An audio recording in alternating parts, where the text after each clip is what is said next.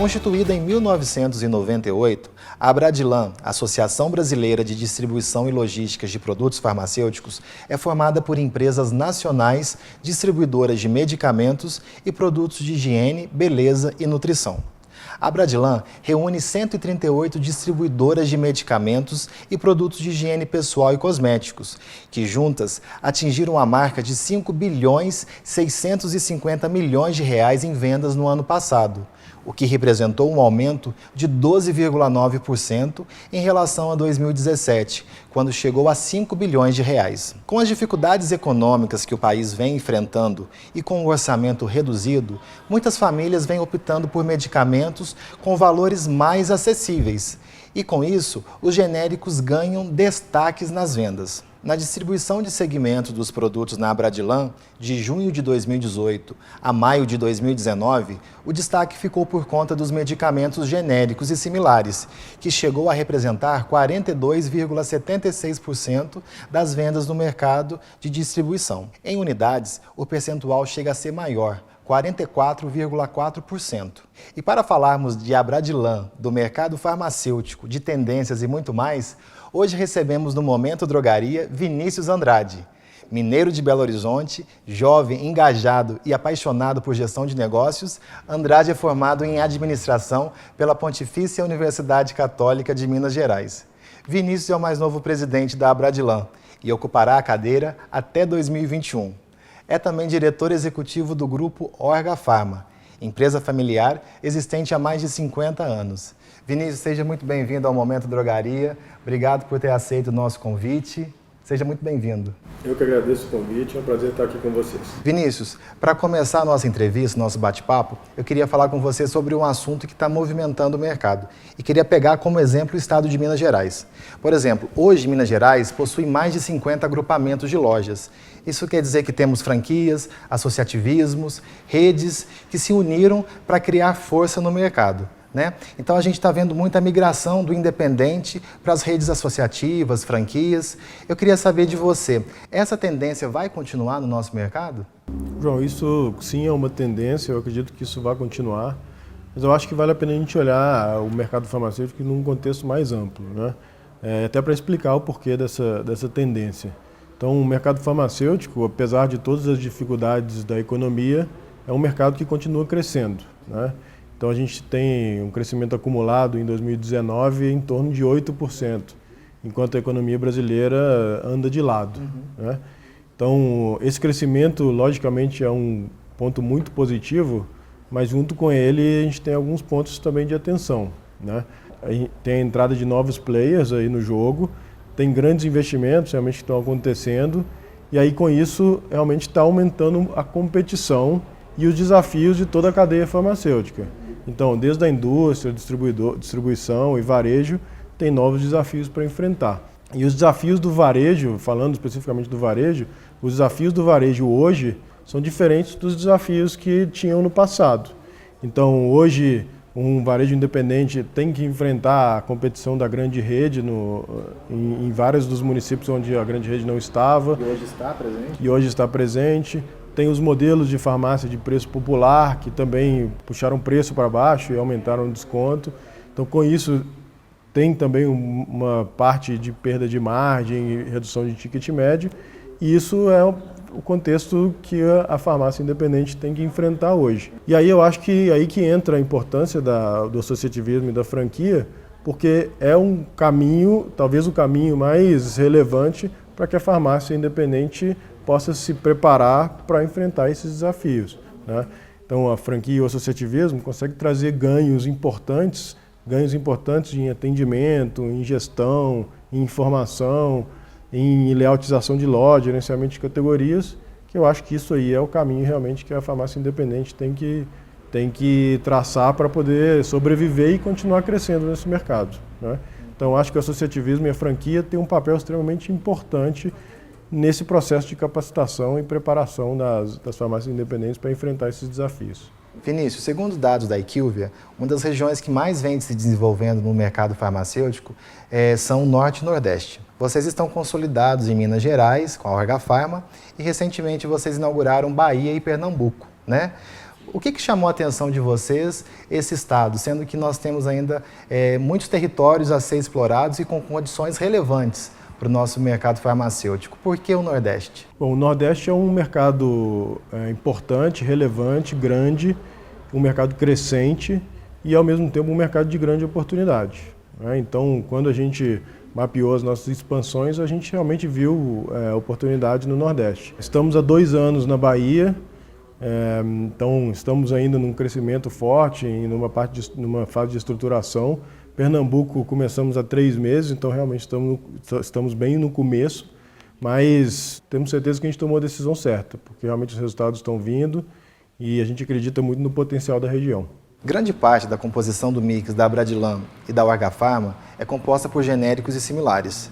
Nós percebemos agora recentemente que na Orgapharma a gente já tem OLs de Hiperafarma, que são os RX propagados, né, e que, aliás, são importantíssimos para o PDV das drogarias. Segundo os dados da IQVIA, a Abradilan possui um pequeno percentual de RX propagados. Existe um estudo, algo que mostre que vocês da Abradilan vão ter algum acréscimo no mix? O que você tem a contribuir?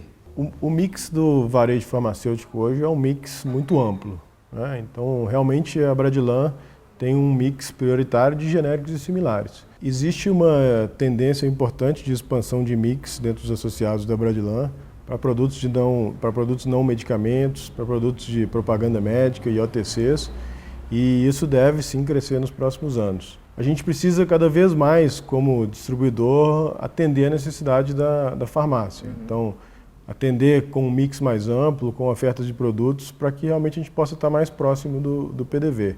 Então, isso é uma tendência e eu acredito que nos próximos anos isso vai se tornar cada vez mais relevante. Um dos poucos setores que vem crescendo em meio às dificuldades do país é o mercado farmacêutico. Como você avalia esse crescimento e o que a gente pode esperar para o futuro das drogarias? Realmente, o mercado farmacêutico é um mercado que continua crescendo, independente dos desafios da economia.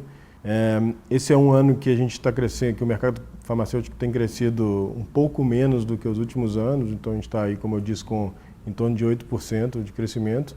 A gente acredita que vai continuar o crescimento, então, principalmente porque a população brasileira está envelhecendo, né? Então isso aí traz um ganho de mercado importante, porque os grandes consumidores de medicamentos é a população idosa. Além disso, a gente tem também a entrada dos genéricos cada vez mais forte, que tem levado cada vez mais acesso a medicamentos para a população. Então, uma parte da população que não tinha acesso a medicamentos hoje tem acesso, então isso contribui muito ainda com o crescimento. E, além disso, o medicamento é realmente um produto de primeira necessidade, né? Então, quem tem que tomar o medicamento vai continuar tomando e, então, essa parcela aí de crescimento sempre se mantém. Muito bom, Vinícius. Atender o consumidor em vários canais já é uma realidade de muitos outros segmentos. A gente vê cada vez mais os jovens, né, pessoas com smartphone na mão, conectados, buscando informação, isso em tempo integral. E a gente vê que o shopper ele quer experiências diferentes de compra. Você acredita que o Omnichannel será uma realidade para o nosso mercado, para o varejo farmacêutico? Bom, o perfil de consumo em vários mercados ele já vem mudando, né? No mercado farmacêutico, de uma forma um pouco mais lenta, porque tem algumas dificuldades, algumas travas regulatórias.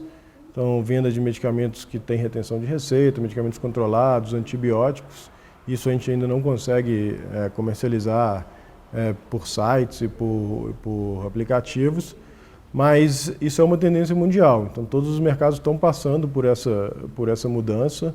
Nos próximos anos, a gente vai passar por mudanças cada vez mais rápido.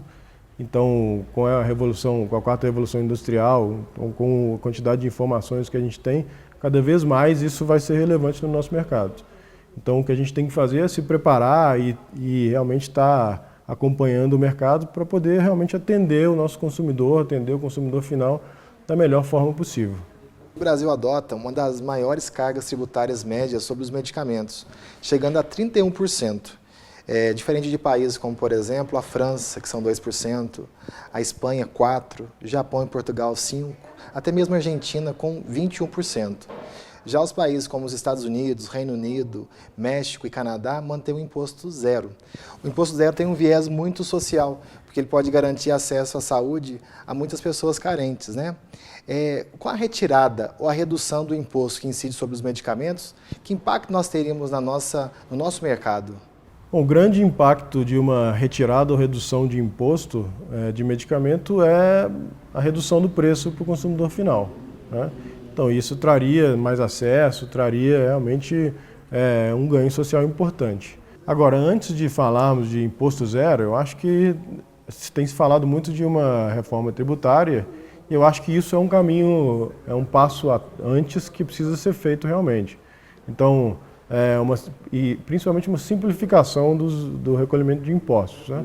Hoje, se você pegar os medicamentos, além de ser uma carga tributária alta, ela é muito complexa, né? Então, tem produto que tem PIS e COFINS, tem produto que não tem PIS e COFINS, tem produto que é ICMS, tem produtos que é ST, e aí cada estado tem uma regra tributária. Então, isso traz uma complexidade muito grande para o cálculo dos impostos e para o recolhimento. Então, uma simplificação disso já traria ganhos importantes, porque isso desburocratizaria uma parte das empresas farmacêuticas e, com isso, eu acho que aumentaria a competitividade. Então, primeiro passo, uma reforma, isso aí já é um ganho importante, para depois a gente poder falar de talvez um imposto zero. Não seria da noite para o dia essa mudança radical? Com certeza não, até mesmo porque o Estado, para ele aceitar um imposto zero, e o mercado farmacêutico é um grande arrecadador de imposto, para ele aceitar um imposto zero, ele tem que conseguir uma compensação de arrecadação em outro mercado. E isso, com certeza, não é da noite para o dia. Muito bem. Vinícius, de que forma os distribuidores da Abradilan podem contribuir para o negócio das franquias e das redes associativas no varejo farmacêutico? João, para embasar a minha resposta, eu primeiro vou te dar alguns dados importantes da Abradilan, né? Então, como você mesmo disse no começo, somos 138 associados. A gente atende hoje 96% dos municípios brasileiros e a gente chega em 90% das farmácias. Então, junto com a indústria, junto com as associações, a gente precisa usar a estrutura da Abradilan, a estrutura de vendas, os representantes da Abradilan que estão próximos da farmácia, para levar para essa farmácia cada vez mais informação, cada vez mais capacitação, cada vez mais treinamento, para que a farmácia se prepare realmente para enfrentar os desafios do mercado farmacêutico. Então, junto com as associações, com as franquias que têm esse modelo de negócio, a Abradilan pode levar e deve levar esse tipo de ação e de conhecimento para que o PDV se profissionalize cada vez mais. Vinícius, para a gente encerrar, eu queria falar sobre a 15ª edição da Abradilan Conexão Pharma. Sucesso absoluto, né? Sucesso de crítica, inscritos, palestras excepcionais, novos expositores na feira. O que você consegue adiantar para a gente para 2020? O que tem de novidade aí? Porque já que o 2019 foi tão diferente, chamou tanto atenção, acredito que o nível subiu demais. Então, o que você pode adiantar para a gente? Sem dúvida. A Abradilan Conexão Pharma de 2019 realmente foi um sucesso. Então, tivemos recorde de público, recorde de expositores, recorde de varejo. Então, realmente superou todas as nossas expectativas. A gente tem trabalhado cada vez mais para trazer inovações, trazer novidades para todas as feiras a cada ano. A feira hoje, ela se tornou o principal evento farmacêutico do Brasil. Sim. Então, quando ela foi criada há 15 anos atrás, era uma feira de negócios entre a indústria e a distribuição. Hoje não, hoje a feira é uma feira para todo o mercado farmacêutico. Então, ali tem varejo, ali tem distribuição, ali tem indústria, prestadores de serviços. É uma feira de relacionamentos, é uma feira de negócios, é uma feira de capacitação. Então, cada vez mais a gente tem levado treinamentos. De conteúdo, né? Conteúdos para a farmácia, para o distribuidor. Então, ali é um momento também de estar junto com o PDV, com a farmácia independente, com os associativismos, com as grandes redes. Então, ali é um momento de interação e de negócios, né? Para 2020, a gente vai ter muita novidade, a gente vai ter muita inovação, palestras cada vez mais relevantes, conteúdo de treinamento cada vez mais relevante. Então, como você disse, a expectativa para 2020 está muito alta e eu tenho certeza que a gente vai superá-las.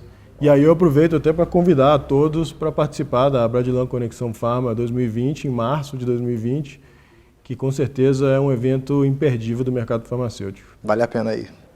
Tá certo, Vinícius. Muito obrigado pela sua participação aqui com a gente no Momento Drogaria. Obrigado por ter aceito. Eu sei que a sua agenda é concorridíssima e mesmo assim você conseguiu um espaço para falar com a gente aqui. Muito obrigado. E para você que nos assistiu, muito obrigado pela sua audiência e a gente se vê no próximo Momento Drogaria. Até mais.